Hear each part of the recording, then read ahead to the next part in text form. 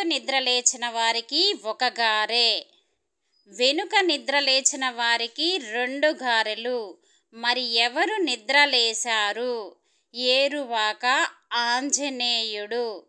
హనుమాన్ జయంతి మే నెలలో తిరునాళ. ఎక్కడ? ఏరువాక.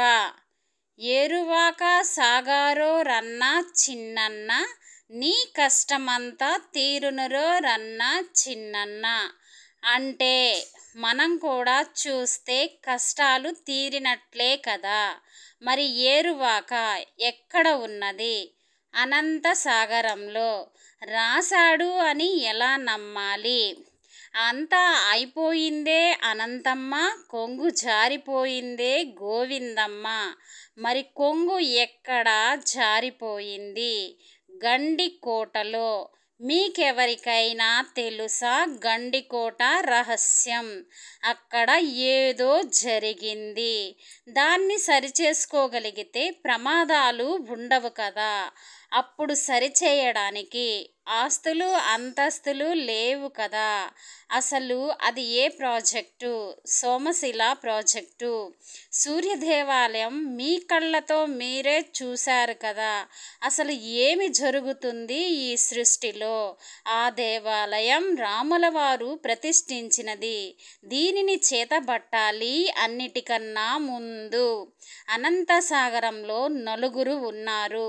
అది కూడా మీరు గమనించుకోగలగాలి.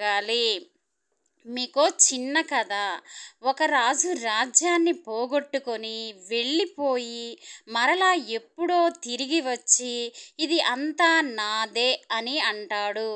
ఎవరైనా నమ్ముతారా? ఎవరో పిచ్చివాడు అనుకుంటారు. ఏళ్ళు గడిచిపోయినవి కదా, ఆయన రాజే కదా. అప్పుడు పాము కూడా ఆయుష్ లేకపోతే ఇది నాది అనుకుంటుంది.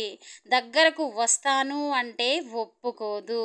తన వాళ్ళు వచ్చే వరకు ఎదురు చూస్తూనే ఉంటుంది. అనంతసాగరంలో ఉన్న ఏరువాక ఆంజనేయుడు దగ్గరకు సహాయం చెయ్యమని ఎవరు వెళ్ళారు? రాముడు, లక్ష్మణుడు. ఇక్కడ మల్టీ బ్రాండ్స్ కూడా ఉండవచ్చు. ఎక్కడ పోగొట్టుకున్నామో అక్కడ వెతకాలి సృష్టిని. నేను పట్టుకున్న కుందేలకు 3 కాళ్ళంటే ఎలా? 4వది ఏమైనట్టు? ఆ కాలు ఎక్కడికి వెళ్ళిందో మనము తెలుసుకోగలగాలి. నేనేమైనా తప్పు చెప్పి ఉంటే సరిచేయగలరు. మీరు ఎంత త్వరగా పట్టుకోగలిగితే స్వర్ణాంధ్రగా మారవచ్చు. మరి వెనుక నిద్ర లేచింది కూడా ఏరువాక ఆంజనేయుడు. నెక్స్ట్ వీడియోలో వివరిస్తాను.